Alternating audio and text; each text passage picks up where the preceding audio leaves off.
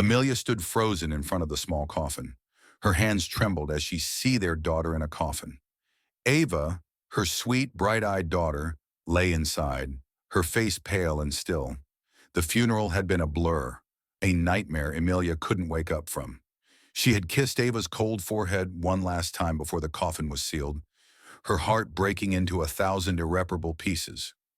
James, her boyfriend, stood beside her, his arm around her shoulders. He had been her rock throughout the ordeal, comforting her, holding her when she cried, and handling all the funeral arrangements. "It's going to be okay," he whispered, his voice soft but firm. Emilia nodded, though she didn't believe him. How could anything ever be okay again? That night after the guests had left and the house was eerily quiet, Emilia sat alone in the living room, clutching Ava's favorite stuffed bunny. Her mind raced with memories, Ava's laughter, her tiny hands clutching Amelia's fingers, the way she used to sing herself to sleep. Tears streamed down Amelia's face as she stared at the small, black device in her hand. It was a camera, a tiny, discreet one James had suggested placing inside the coffin. "It's for closure," he had said. "You can see her one last time, whenever you're ready." Amelia hadn't wanted to do it at first. The idea felt morbid, invasive. But James had insisted, and in her grief-stricken state, she had agreed. Now sitting alone in the dark, she felt a strange pull toward the camera. She needed to see Ava again, even if it was just a recording. She needed to feel close to her one last time. With trembling fingers, Amelia turned on the camera. The screen flickered to life, displaying a grainy, dimly lit image of the inside of the coffin. Ava's face came into view, peaceful and still. Amelia's breath hitched as she reached out to touch the screen, as if she could somehow feel her daughter's skin. But then, something moved. Amelia froze, her heart pounding in her chest.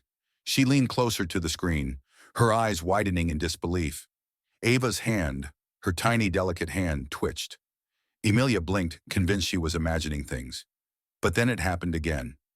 Ava's fingers curled slightly, and her chest rose and fell in a shallow, almost imperceptible breath. "No! No! No! No!" Amelia gasped, dropping the camera. Her mind raced, trying to make sense of what she had just seen. Ava was alive. She had been alive when they buried her. Panic surged through Amelia's veins as she grabbed her car keys and bolted out the door, her heart screaming one word over and over: Ava. The night was dark, the streets eerily empty as Amelia sped through the city. Her hands gripped the steering wheel so tightly her knuckles turned white. The car's headlights cut through the fog, illuminating the road ahead. But Amelia's vision was blurred by tears. Her mind was a whirlwind of fear, guilt, and desperation. How could this happen? How could I not know? The thought of Ava trapped in that coffin, gasping for air, clawed at her soul. She barely remembered the drive to the cemetery. Her body moved on autopilot, her thoughts consumed by the image of Ava's hand twitching on the camera screen. When she finally reached the iron gates, she slammed the car into park and jumped out, not even bothering to close the door behind her. The cemetery was silent, the air thick with the scent of damp earth and decaying flowers. Amelia's flashlight flickered as she ran through the rows of headstones, her breath coming in ragged gasps. She found Ava's grave quickly. The fresh mound of dirt was unmistakable. The sight of it made her stomach churn. Without hesitation, Amelia dropped to her knees and began digging with her bare hands. The soil was cold and heavy, clinging to her fingers as she clawed at it, her nails breaking and bleeding. She didn't care. The only thing that mattered was getting to Ava. "Hold on, baby, hold on," she whispered through her tears, her voice trembling. "Mommy's coming." As she dug, her mind raced back to the days leading up to Ava's death. The headaches, the fatigue, the way Ava had suddenly become so quiet and withdrawn. The doctors had said it was a rare, untreatable illness, a tragic twist of fate. But now Amelia wasn't so sure. The image of James's calm, reassuring face flashed in her mind. He had been there every step of the way, comforting her, taking charge. Too much in charge, perhaps. Her hands hit something solid, the lid of the coffin. Amelia's heart leapt into her throat as she frantically cleared the remaining dirt away. Her fingers fumbled with the latch, her breath coming in short, panicked bursts. Finally, with a loud creak, the coffin lid opened. Ava lay inside, her face pale and still, just as she had been at the funeral. For a moment, Amelia's heart sank. Had she imagined it? Had her grief-driven mind played a cruel trick on her? But then she saw it, the faintest rise and fall of Ava's chest. She was alive. "Ava!" Amelia cried, lifting her daughter out of the coffin and cradling her in her arms. Ava's skin was cold, her breathing shallow, but she was alive. Amelia sobbed with relief, holding her daughter tightly as she stumbled back to the car. She didn't know how this had happened, but she knew one thing for certain. Someone had tried to bury her daughter alive, and she was going to find out who. The drive to the hospital was a blur. Amelia clutched Ava to her chest, her daughter's weak breaths barely audible over the roar of the engine. She kept glancing at the rearview mirror, half expecting to see headlights following her. But the road behind her remained dark and empty. Her mind raced with questions, but there was no time to think, only to act. When she finally screeched to a halt outside the emergency room, she burst through the doors screaming for help.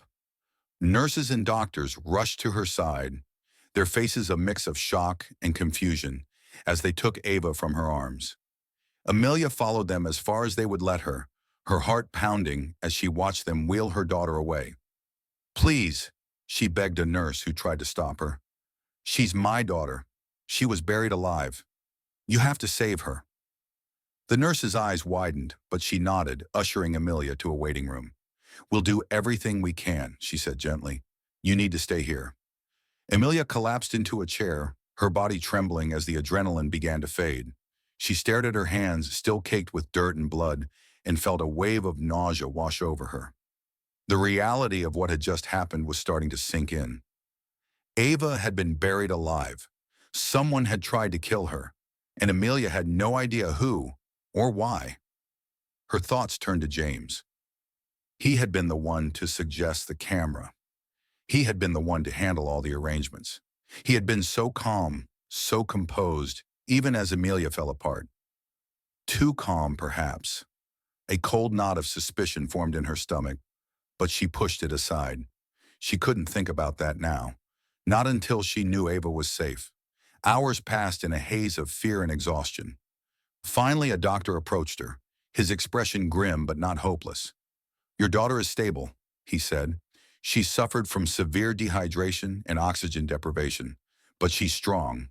We're monitoring her closely, but it looks like she's going to pull through." Amelia burst into tears, relief flooding through her. "Can I see her?" she asked, her voice trembling. The doctor nodded. "For a few minutes. She's still unconscious, but she's out of immediate danger." Amelia followed him to Ava's room, her heart aching as she saw her daughter lying in the hospital bed, surrounded by machines. Ava looked so small, so fragile, but she was alive. Amelia sat beside her, taking her hand and pressing it to her lips. "I'm so sorry, baby," she whispered. "I'm so sorry I didn't know." As she sat there, her mind began to clear, and the questions came rushing back. Who had done this? And why? She thought back to the days before Ava's death, the headaches, the fatigue, the sudden decline in her health. The doctors had been so sure it was an illness, but now Amelia wasn't so certain. What if it had been something else? What if someone had been poisoning her? Her thoughts turned to James again. He had been so involved, so controlling. He had insisted on handling everything, from the doctors to the funeral arrangements. And then there was the camera. Why had he been so insistent on placing it in the coffin? Was it really for closure, or was it something else? Amelia's jaw tightened as a new determination took hold. She didn't have all the answers yet, but she was going to find them. For Ava, for herself, and for whoever had tried to take her daughter away from her. Amelia sat in the hospital room, her eyes never leaving Ava's face. The steady beep of the heart monitor was the only sound in the room, a constant reminder that her daughter was still fighting. But Amelia's mind was no longer clouded by panic. It was sharp, focused. She needed answers, and she needed them now. She pulled out her phone and hesitated for a moment. She wanted to call James, to confront him, to demand the truth. But something stopped her. If he was involved, if he had done this, then she couldn't tip him off. She needed to be smart. She needed evidence. Instead, she called the police. Her voice was steady as she explained what had happened, though she left out the part about the camera for now. She didn't know who to trust, and the last thing she wanted was for the truth to be buried again. The officer on the other end of the line sounded skeptical at first, but when Amelia mentioned that Ava was alive and in the hospital, his tone changed. "We'll send someone to take your statement," he said. "Stay where you are." Amelia hung up and took a deep breath. She knew the police would ask questions, questions she wasn't ready to answer. But she also knew she couldn't do this alone. She needed help. As she waited, her mind raced through the events of the past few weeks. The headaches, the fatigue, the sudden decline in Ava's health. The doctors had been so sure it was an illness. But now Amelia wasn't so certain. What if it had been something else? What if someone had been poisoning her? Her thoughts turned to James again. He had been so involved, so controlling. He had insisted on handling everything, from the doctors to the funeral arrangements. And then there was the camera. Why had he been so insistent on placing it in the coffin?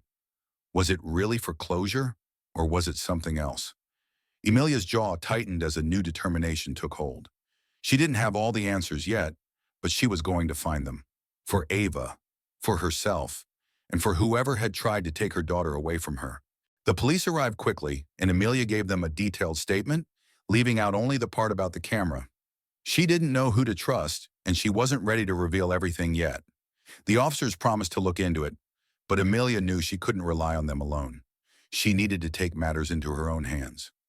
As soon as the police left, Amelia called James. Her heart pounded as she waited for him to answer, her mind racing with what she would say. When he finally picked up, his voice was calm, concerned. "Amelia, is everything okay?" he asked. "No, James, everything is not okay," she said, her voice trembling with anger. "Ava is alive. She was buried alive, and I need to know what you know about it." There was a long pause on the other end of the line. When James finally spoke, his voice was cold, devoid of the warmth and concern she had come to rely on. "Amelia, you're not thinking clearly. You've been through a lot. You need to rest." "Don't patronize me, James," she snapped. "I know you had something to do with this. I don't know how or why, but I'm going to find out." James sighed, a sound that sent a chill down Amelia's spine. "You always were too smart for your own good," he said. "But you're in over your head, Amelia. You don't know what you're dealing with." "Then tell me," she demanded. "Tell me what you did to my daughter." There was another pause, and then James's voice turned icy. "You should have let it go, Amelia. You should have let her stay buried. Now you've left me no choice." The line went dead, and Amelia's blood ran cold. She stared at her phone, her mind reeling. James's words echoed in her head, a chilling confirmation of her worst fears. He had done this. He had tried to kill Ava. But why? Amelia's hands shook as she put her phone down. James's words echoed in her mind, cold and menacing.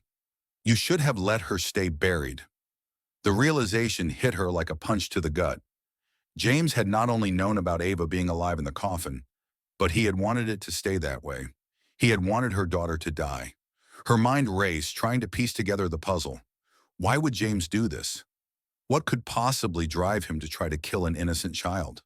And how had he managed to deceive everyone, including the doctors, into believing Ava was dead? Amelia stood up, pacing the hospital room as her thoughts spiraled. She needed to act fast. James knew she was onto him, and she had no doubt he would try to cover his tracks.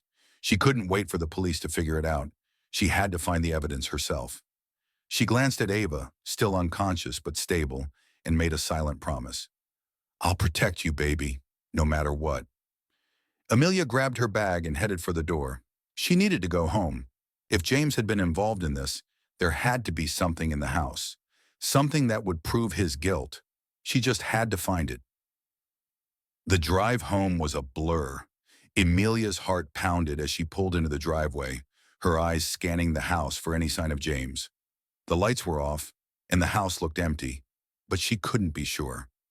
She grabbed a flashlight from the car and crept inside, her senses on high alert. The house was eerily quiet, the air heavy with tension. Amelia moved quickly but carefully, searching every room for anything that might connect James to Ava's death. She started in the living room, rifling through drawers and cabinets, but found nothing. Next, she moved to the kitchen, her eyes scanning the countertops and shelves. Still nothing. Then she remembered James's study. He had always been protective of that room, rarely letting her inside. If there was any evidence, it would be there. Emilia hurried to the study and tried the door. It was locked. She cursed under her breath but didn't let it stop her. She grabbed a paper clip from the kitchen and bent it into a makeshift lockpick. It took a few tries, but finally, the lock clicked and the door swung open. The study was dark and cluttered, filled with stacks of papers and books. Amelia turned on the flashlight and began searching, her hands trembling as she sifted through the mess. She didn't know what she was looking for, but she knew she'd recognize it when she saw it. And then she found it. Tucked away in the bottom drawer of James's desk was a small, unmarked bottle. Emilia picked it up, her heart racing as she examined it. The label was faded, but she could just make out the words, potassium chloride. Her breath caught in her throat. Potassium chloride was a deadly substance, often used in lethal injections. It could stop a heart in minutes. Emilia's mind flashed back to Ava's sudden illness, the headaches, the fatigue, the weakness. The doctors had been baffled, but now it all made sense. James had been poisoning her. Slowly, methodically, he had been killing her. But why? Why would he do this to an innocent child? Emilia's eyes fell on a stack of papers next to the bottle. She picked them up, her hands shaking as she flipped through them. They were medical records, Ava's medical records. But they weren't the ones from the hospital. These were from a private clinic, one Emilia had never heard of. And they contained a shocking revelation. Ava wasn't James's daughter. Emilia's breath hitched as she read the words. According to the records, James had taken Ava for a paternity test shortly after they started dating. The results were clear. He wasn't her father. Emilia's mind raced as she tried to make sense of it.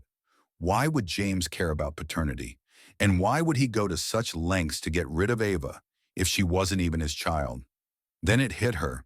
James hadn't just been trying to kill Ava. He had been trying to erase her. To erase any reminder of Emilia's past, of the life she had before him.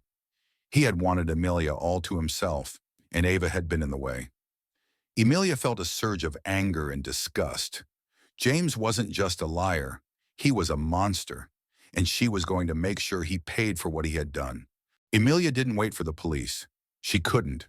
She grabbed the bottle of potassium chloride and the medical records, shoving them into her bag as she ran out of the house.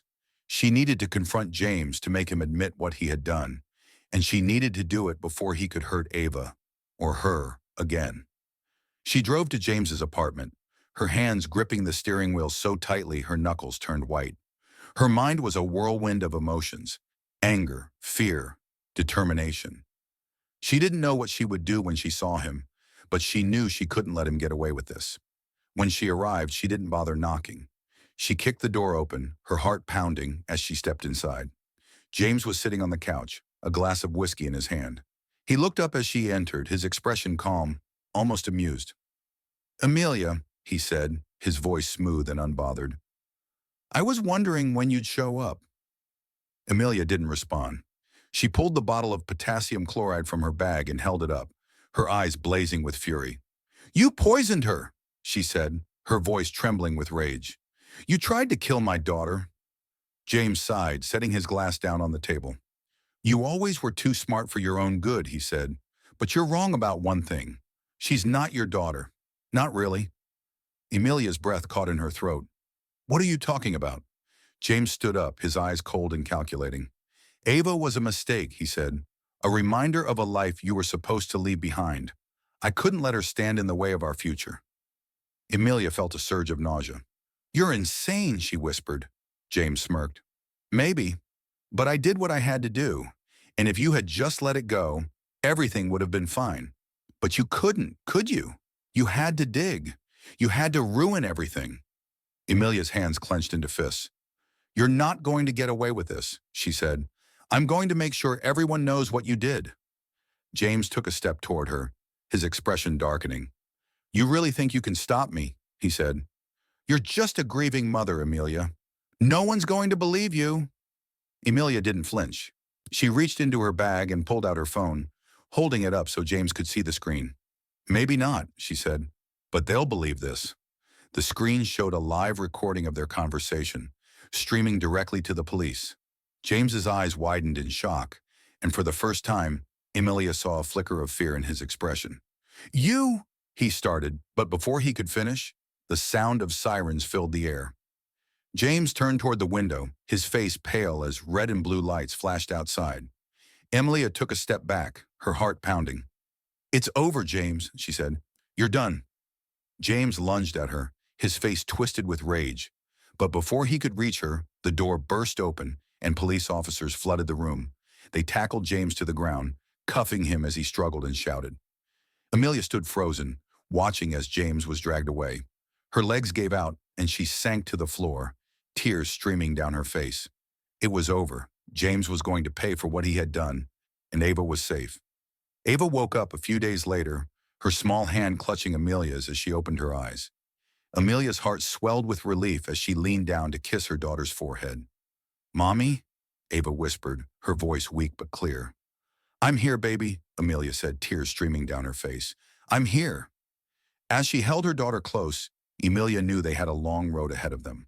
But they were together, and that was all that mattered. James was behind bars, and the truth had come to light. Emilia had fought for her daughter, and she had won. And as she looked down at Ava's peaceful face, she knew she would do it all over again if she had to. For Ava, for herself, for the life they were going to build together. Subscribe and press the bell icon so that you never miss the amazing video.